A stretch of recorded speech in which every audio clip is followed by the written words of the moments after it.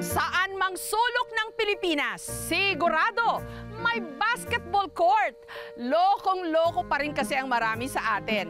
Sa basketball, paano pa kaya kung ang paglalabanan sa liga, 1 million pesos? Game!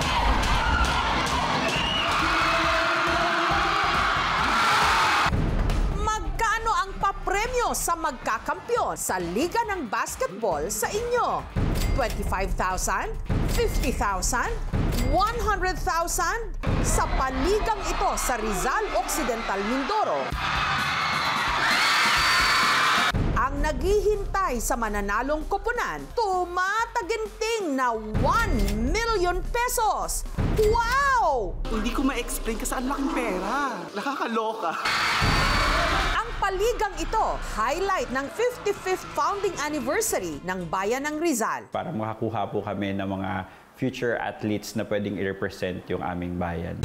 11 koponan mula sa 11 barangays ng Rizal ang kumasa sa hamon. Pero sa huli, 2 ang magbabardagulan sa finals.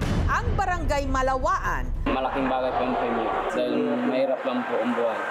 At ang defending champion, ang Barangay Adela. Pinagandaan namin ng gusto ang liga na ito para masungkit ang halagang 1 milyon. Matapos manalo ng Barangay Malawaan sa Game 1 at ng Barangay Adela sa Game 2, gabi nitong April 2, do or die game na. Ito na po ang huling gabi ng ating pagtutunggali between Barangay Adela and Barangay Malawaan. Let the game begin. Nako na Barangay Adela. Variantes na, humay ko na bola. Simula pa lang ng laro o marangkada na ang defending champion. Sila na magbanwa, Vega! For 2 points! Biling namin, kaya namin mga kalaban namin. Ang kanila kasing captain ball na si Christian, sharpshooter. For 3! Ang Barangay Adela, beast mode. Lalo't kung sakali, malaking tulong daw ang maiuuwi nilang premyo para magkaroon ng maayos na patubig sa kanilang barangay. Dito lang po kami kumukuha ng tubig sa puso. Kaso pag tagaraw, inaabot na ng alat, hirap kami sa tubig. Maliit lang po ang pondo namin. Kaya yung aming tubig talaga ay tubig alat na ang binubuga ng mga puso dito. Sa pagtatapos ng first quarter, lamang ang Barangay Adela. Pero ang Barangay Malawaan, hindi pinanghihinaan ng loob kahit pa karamihan ng kanilang players baguhan.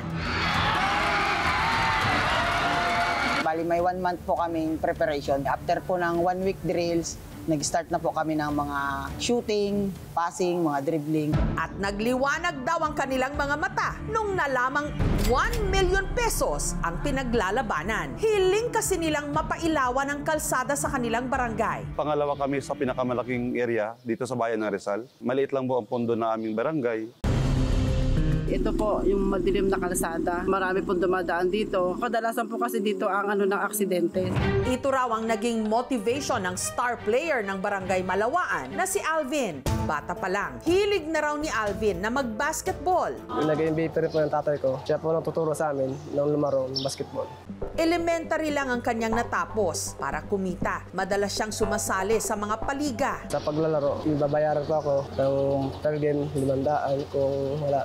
200 lang po. Sa isang buwan ay 15 days lang ako nag-alaro. Pambili ng mga bigas, ulam.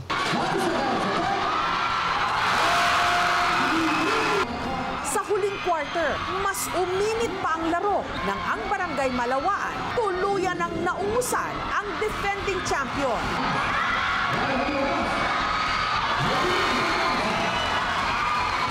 Kinabahan po, kasi nakalamang na po sila sa amin.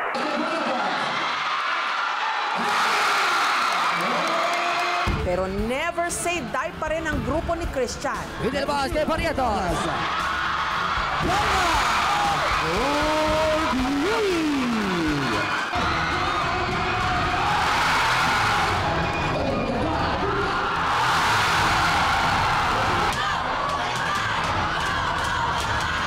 Ngunit sa mga huling minuto, sunod-sunod na ang mga puntos ng kanilang kalaban.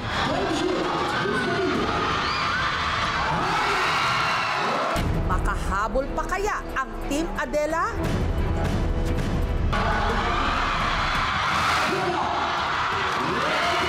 Huwag magpakampante dahil bilog ang bola. Ang resulta ng makapigil hiningang laban para sa pinag-aagawang 1 million pesos ng dalawang koponan, susunod na.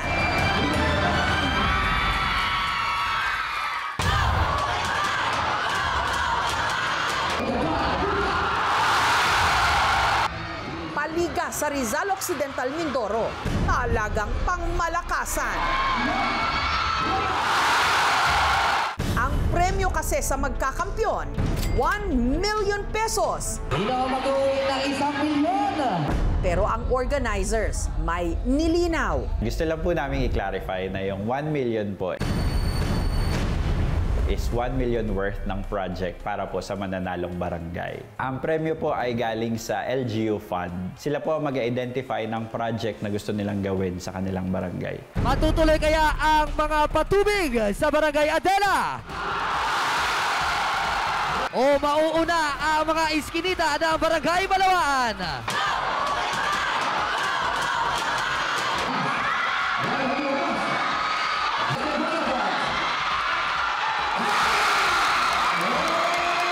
Mainit ang naging laban sa last quarter.